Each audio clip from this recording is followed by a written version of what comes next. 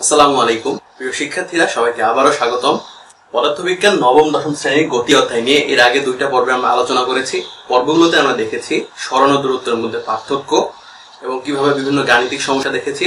এর পরের পর্বে আমরা আলোচনা করেছি সরণ বনাম সময়ের লেখচিত্র থেকে কিভাবে বেগের প্রকৃতি নির্ণয় করা যায়, সমবেগ সমদ্রুতির মধ্যে পার্থক্য কি, এসব নিয়ে আমরা আলোচনা করেছি। আজকে তৃতীয় পর্বে আমরা দেখব ত্বরণ এবং মন্দন কাকে বলে এবং এদের মধ্যে পার্থক্য কি, বেগ বনাম সময়ের লেখচিত্র থেকে ত্বরণের প্রকৃতি নির্ণয় এবং সরণের লেখচিত্র থেকে বেগের লেখচিত্র এবং বেগের লেখচিত্র থেকে ত্বরণের লেখচিত্র কেমন হয় সেটা আমরা আজকে আলোচনা করব। তো আমরা এখন শুরু করি। প্রথমে আমাদের আলোচনার বিষয় হচ্ছে ত্বরণ কাকে বলে। ত্বরণ আলোচনার জন্য আমাদের প্রথমে জানতে হবে অসমবেগ কি। অসমবেগ হচ্ছে কোনো বস্তুর বেগ যদি সর্বদা সমান না থাকে, অর্থাৎ বস্তুর সময়ের সাথে সরণের পরিবর্তন যদি সমান না থাকে, তাহলে আমরা তাকে বলবো অসমবেগ। এই অসমবেগ হলে কি হয়? বেগের পরিবর্তন হয়। বেগের যদি পরিবর্তন হয় তাহলে সময়ের সাথে বেগের পরিবর্তনের হারকে ত্বরণ বলে। যদি কোনো নির্দিষ্ট সময়ে কোনো বস্তুর আদিবেগ হয় ইউ এবং টি সময় পর শেষ বেগ হয় ভি, তাহলে এই যে বেগের পরিবর্তন ডেল্টা ভি দ্বারা যদি আমরা বেগের পরিবর্তনকে নির্দেশ করি, delta V is equals two শেষ বেগ মাইনাস আদিবেগ, অর্থাৎ এই বেগের পরিবর্তন, এবং আমাদের মোট সময় হচ্ছে টি। তাহলে ত্বরণের সংজ্ঞা থেকে আমরা পাই সময়ের সাথে বেগের পরিবর্তনের হারকে আমরা বলবো ত্বরণ। তাহলে ত্বরণকে আমরা প্রকাশ করি এ দ্বারা, ত্বরণ এ ইজ ইকুয়ালস টু আমরা পাবো delta b divided by T, মানে সময়ের সাথে বেগের পরিবর্তন। Delta V is equals two আমরা জানি V minus you by T, এখানে মোট সময় হচ্ছে টি। তাহলে এখান থেকে আমরা গতির প্রথম সূত্রটি পাবো এবং প্রথম সূত্রটি হচ্ছে এটি is equals to V minus U বা v is equals to u plus at। এখন আমরা দেখব মন্দন কি। একটু আগে আমরা আলোচনা করলাম এখানে বেগের পরিবর্তন হচ্ছে v minus u, অর্থাৎ শেষ বেগ মাইনাস আদিবেগ। এখন যদি কোনো সময় বস্তুর আদিবেগ শেষ বেগের চেয়ে বেশি হয়, অর্থাৎ ওই বস্তু এখন যে বেগে চলছে পূর্বে তার চেয়ে বেশি বেগে চলছিল, তাহলে বস্তুর এই যে বেগের পরিবর্তন delta v is equals to v minus u, তাহলে এই v minus u এর চিহ্নটা আসবে নেগেটিভ। তার কারণ ছোট জিনিস থেকে বড় জিনিস বিয়োগ করলে আমরা জানি নেগেটিভ আসে। তো এখন মন্দন কাকে বলবো? মন্দন আমরা বলবো হচ্ছে ঋণাত্মক ত্বরণকে, অর্থাৎ ত্বরণের মান v minus u by t যদি কখনো নেগেটিভ আসে, এ যদি কখনো নেগেটিভ আসে, তাহলে সেই ত্বরণকে আমরা বলবো মন্দন। এই মন্দন কখন কখন হয় আমরা উদাহরণ লক্ষ্য করি। যখন আমরা একটি গাড়িকে ব্রেক কষে থামাবো, তখন গাড়িটি নির্দিষ্ট বেগ ছিল এবং এই বেগে গাড়িটি চলছিল, হঠাৎ করে ব্রেক কষার ফলে গাড়িটি থেমে গেল, অর্থাৎ এর বেগ হলো শূন্য। অর্থাৎ এক্ষেত্রে আদিবেগ ছিল একটা নির্দিষ্ট বেগ এবং শেষ বেগ হয়ে যায় শূন্য। তো সেক্ষেত্রে আমরা যদি ত্বরণ বের করি, ত্বরণ ইজ ইকুয়ালস টু শূন্য minus U divided by T. এখানে ইউ এর একটি নির্দিষ্ট মান রয়েছে। তো এই যে আমি ত্বরণটা যদি নির্ণয় করি, তাহলে এ ইজ ইকুয়ালস টু পাবো minus U divided by T, অর্থাৎ এখানে এর মানটা হচ্ছে নেগেটিভ। সুতরাং ত্বরণের মান যেহেতু এখানে নেগেটিভ, তাই আমরা বলতে পারি এখানে যে ত্বরণ হয়েছে সেটি আসলে মন্দন। এখন আমরা আরেকটি গুরুত্বপূর্ণ টপিকস নিয়ে আলোচনা করব, সেটি হচ্ছে বেগ বনাম সময় লেখচিত্র থেকে কিভাবে ত্বরণের প্রকৃতি নির্ণয় করা যায়। এ সম্পর্কিত বহু এমসিকিউ এবং অনেক সময় সৃজনশীল প্রশ্ন এসে থাকে এবং সেগুলো নিয়ে অনেকেই কনফিউজ থাকে। তো সেগুলো নিয়ে আমরা আজকে আলোচনা করব এবং সেই কনফিউশনটা দূর করার চেষ্টা করবো ইনশাআল্লাহ। তো আমরা শুরু করি। এখন আমরা লক্ষ্য করব কিভাবে বেগ বনাম সময়ের লেখচিত্র থেকে আমরা ত্বরণের প্রকৃতি নির্ণয় করতে পারি। দ্বিতীয় লেকচারে আমরা আলোচনা করেছিলাম কিভাবে সরণ বনাম সময়ের লেখচিত্র থেকে বেগের প্রকৃতি নির্ণয় করা যায়। এখন আমরা আলোচনা করব কিভাবে বেগ বনাম সময় লেখচিত্র থেকে ত্বরণের প্রকৃতি এবং মান নির্ণয় করা যায় যদি আমাদের উপাত্ত দেয়া থাকে। তো একটা উদাহরণ আমরা লক্ষ্য করি। এক্ষেত্রে সময়ের সাথে বেগ কিভাবে পরিবর্তিত হয়েছে তার একটি উপাত্ত দেয়া আছে। এখানে দেয়া আছে শুরুতে, অর্থাৎ 0 সেকেন্ড সময়ে বস্তুর বেগ ছিল 0, অর্থাৎ বস্তুটি প্রথমে স্থির অবস্থায় ছিল। 1 সেকেন্ড সময় পর বস্তুর বেগ হয়েছে 3 মিটার পার সেকেন্ড। 2 সেকেন্ড পর বস্তুর বেগ হয়েছে 6 মিটার পার সেকেন্ড এবং 3 সেকেন্ড পর বস্তুর বেগ হয়েছে 9 মিটার পার সেকেন্ড। এখন আমরা এই উপাত্তগুলোকে যদি গ্রাফে বসাই, তাহলে আমরা কি পাই? OX বরাবর যদি আমরা x অক্ষ এবং OY বরাবর y অক্ষ ধরে নেই এবং x অক্ষ বরাবর যদি সময়কে নির্দেশ করি এবং y অক্ষ বরাবর যদি বেগকে নির্দেশ করি, তাহলে আমরা পাবো 0,0 পয়েন্ট, অর্থাৎ সময় যখন 0 তখন বেগের মান 0। এই পয়েন্টটা হচ্ছে মূল বিন্দু। তারপরে সময়ের মান যখন 1 সেকেন্ড তখন আমরা পাবো এ বিন্দু, অর্থাৎ 1,3। এই যে সময়ের মান যখন 1 সেকেন্ড তখন আমরা বেগের মান পাবো 3। যখন সময়ের মান 2 সেকেন্ড তখন আমরা বেগের মান পাবো 6 মিটার পার সেকেন্ড। যখন সময়ের মান 3 সেকেন্ড তখন আমরা বেগের মান দেয়া আছে 9 মিটার পার সেকেন্ড। অর্থাৎ এখানে আমি x অক্ষ এবং y অক্ষ বরাবর বিন্দুগুলো বসালাম এবং গ্রাফে বিন্দুগুলো বসিয়ে আমি কি করব, বিন্দুগুলো যোগ করে দেব। এভাবে যদি যোগ করে দেয় বিন্দুগুলো, তাহলে এখানে আমার OA, AB এবং BC এই চারটি রেখাংশে সরলরেখাটি বিভক্ত এবং আমার মেন সরলরেখা যদি হয় OD সরলরেখাটি এই যে উপাত্তগুলোর গ্রাফ নির্দেশ করে। তো এই গ্রাফ থেকে আমরা দেখব কিভাবে ত্বরণের মান বের করা যায়। এই গ্রাফ থেকে ত্বরণের মান এবং ত্বরণের প্রকৃতি নির্ণয় করার জন্য প্রথমে আমরা যে কোনো দুইটা পয়েন্টকে বিবেচনা করি। ধরা যাক O এবং A পয়েন্ট বিবেচনা করলাম, এই পয়েন্টে ত্বরণের মান হচ্ছে A1। তাহলে OA বিন্দুর জন্য যদি আমরা ত্বরণের মানটা নির্ণয় করি, OA পয়েন্টের জন্য বেগের পরিবর্তন সময়ের সাপেক্ষে, তো A ইকুয়ালস টু আমার হবে delta V divided by T। Delta V মানে কি, V minus U divided by T। এখন আমরা জানি V হচ্ছে শেষ বেগ, U হচ্ছে আদি বেগ। আদি বেগ অর্থাৎ O পয়েন্টে বস্তুর বেগ ছিল হচ্ছে y অক্ষের মান অর্থাৎ 0, অর্থাৎ এই বস্তুর আদি বেগ হচ্ছে 0 এবং শেষ বেগ A বিন্দুতে বস্তুর বেগ হচ্ছে 3 মিটার পার সেকেন্ড। তো আমার V এর মান হচ্ছে 3 মিটার পার সেকেন্ড এবং এক্ষেত্রে যে সময় O থেকে A বিন্দুতে যে সময় হচ্ছে 1 সেকেন্ডের পার্থক্য অর্থাৎ 1 মাইনাস 0। তো এখানে হচ্ছে সময়ের পরিবর্তন, উপরে হচ্ছে বেগের পরিবর্তন। তো আমরা এখান থেকে পাই ত্বরণের মান হচ্ছে 3 মিটার পার সেকেন্ড স্কয়ার।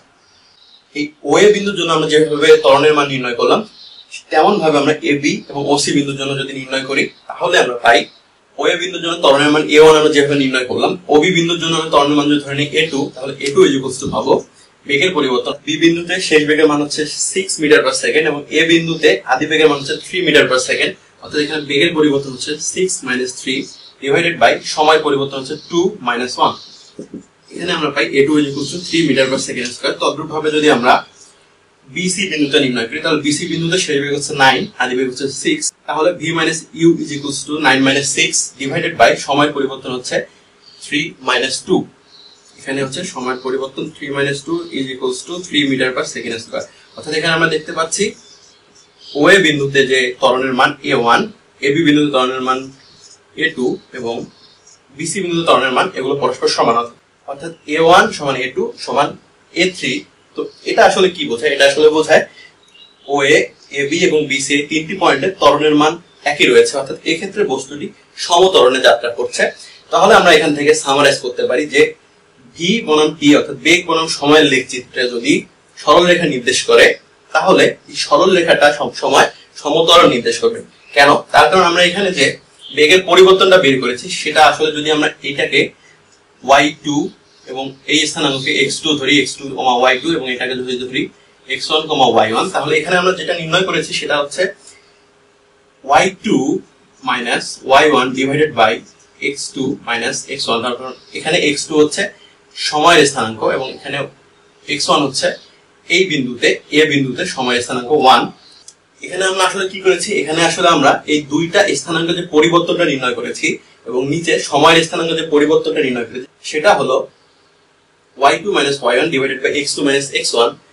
সরলরেখার অধ্যায় থেকে আমরা জানি এই যে কোটির পরিবর্তন ডিভাইডেড বাই ভুজের পরিবর্তন, সেটা আসলে কোন রেখার ঢাল নির্দেশ করে।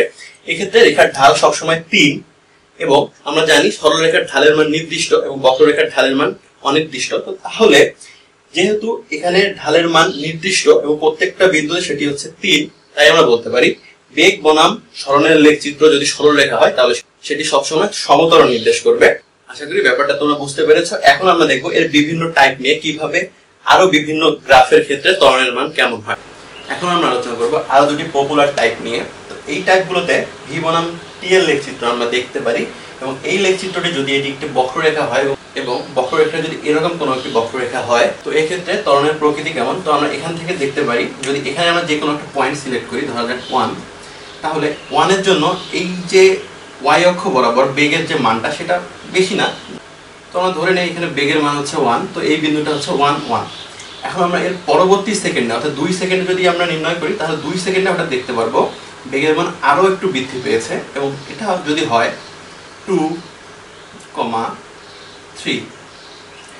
আবার তৃতীয় সেকেন্ডে আমরা দেখবো বেগের মান অনেক বেশি বৃদ্ধি পেয়েছে এবং এটা হয়ে গেছে 3,8 যদি আমরা ধরি।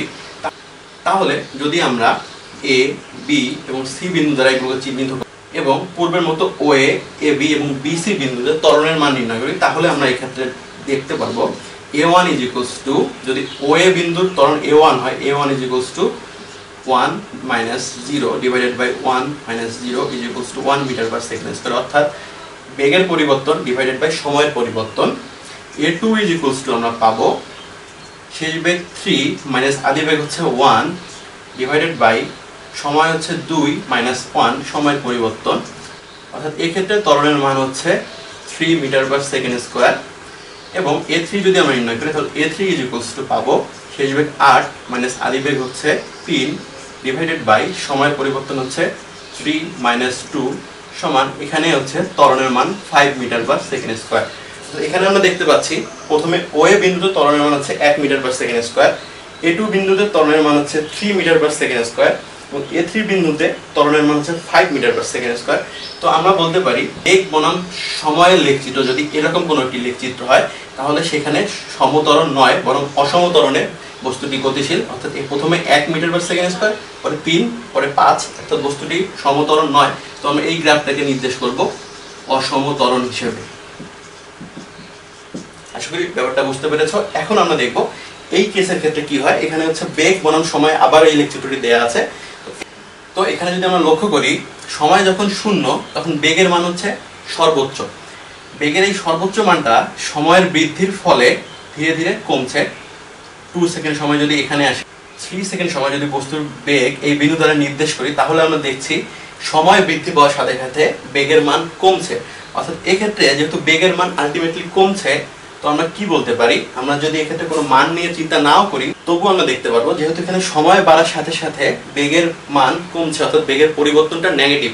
শুরুতে বেগের মান ছিল বেশি, ধীরে ধীরে বেগের মান কমছে, অর্থাৎ এখানে যে পরিবর্তনটা সেটা হবে নেগেটিভ মান। তো এটা আমরা আসলে আমাদের কি নির্দেশ করে, ত্বরণের ক্ষেত্রে ডেল্টা ভি এর মান নেগেটিভ বাই টি। তো ডেল্টা ভি এর মান নেগেটিভ আসার কারণে এখানে আমরা ত্বরণের মান পাবো নেগেটিভ, যা আসলে ঋণাত্মক ত্বরণ তথা মন্দন নির্দেশ করে। তো আমরা দেখি বেগ বনাম সময়ের লেখচিত্র যদি এরকম কোনো একটি লেখচিত্র থাকে তাহলে সেটি আসলে মন্দন নির্দেশ করে। মন্দন হচ্ছে ঋণাত্মক ত্বরণ। এখন আমরা আলোচনা করব বেগ বনাম সময়ের লেখচিত্র থেকে ত্বরণের প্রকৃতি নির্ণয়ের চতুর্থ কেস নিয়ে। এই কেসে বলা আছে বেগ বনাম সময়ের লেখচিত্রটি এরকম, অর্থাৎ এক্স অক্ষ বরাবর যদি সময়কে নির্দেশ করি এবং ওয়াই অক্ষ বরাবর যদি বেগকে নির্দেশ করি তাহলে এই যে রেখাটি সেটি হচ্ছে এক্স অক্ষের সমান্তরাল। তো বেগ বনাম সময়ের লেখচিত্র যদি এরকম হয় তাহলে ত্বরণের প্রকৃতি কিরূপ। এখন আমরা দেখি এখানে যদি আমরা যে কোনো একটা সময় ধরে নিই 1 সেকেন্ড, 2 সেকেন্ড অথবা 3 সেকেন্ড, যে কোনো সেকেন্ডে এখানে বেগের মানটা একটা নির্দিষ্ট মান, ধরা যাক এই মানটা ভি, তাহলে 1 সেকেন্ড সময়ে এই বেগের মান হচ্ছে 1, ভি, 2 সেকেন্ড সময়ে বেগের মান হচ্ছে 2, ভি এবং 3 সেকেন্ড সময়ে বেগের মান হচ্ছে 3, ভি। অর্থাৎ এখানে সময় পরিবর্তনের সাথে সাথে বেগের মান অপরিবর্তিত থাকছে। তো ত্বরণের সংজ্ঞা থেকে আমরা জানি ত্বরণ হচ্ছে সময়ের সাথে বেগের পরিবর্তনের হার। যেহেতু এখানে বেগের পরিবর্তন হচ্ছে না, অর্থাৎ বেগের পরিবর্তন 0, তাই আমরা এখান থেকে বলতে পারি এখানে ত্বরণ 0। অর্থাৎ ত্বরণ 0 মানে কি, ত্বরণ 0 মানে বস্তুটির বেগ সমবেগ। কারণ আমরা জানি ত্বরণ থাকার শর্তই হচ্ছে বস্তুটির বেগ অসম হতে হবে এবং অসম বেগ হলে বস্তু যেহেতু বেগের পরিবর্তন থাকবে তাই আমরা বস্তুর বেগের পরিবর্তন সময় সাপেক্ষে নির্ণয় করি, সেটি হবে আমাদের ত্বরণের মান। এক্ষেত্রে যেহেতু বেগের মান একটি নির্দিষ্ট মান তাই আমরা বলতে পারি বস্তুটির বেগ সমবেগ এবং এক্ষেত্রে ত্বরণ 0।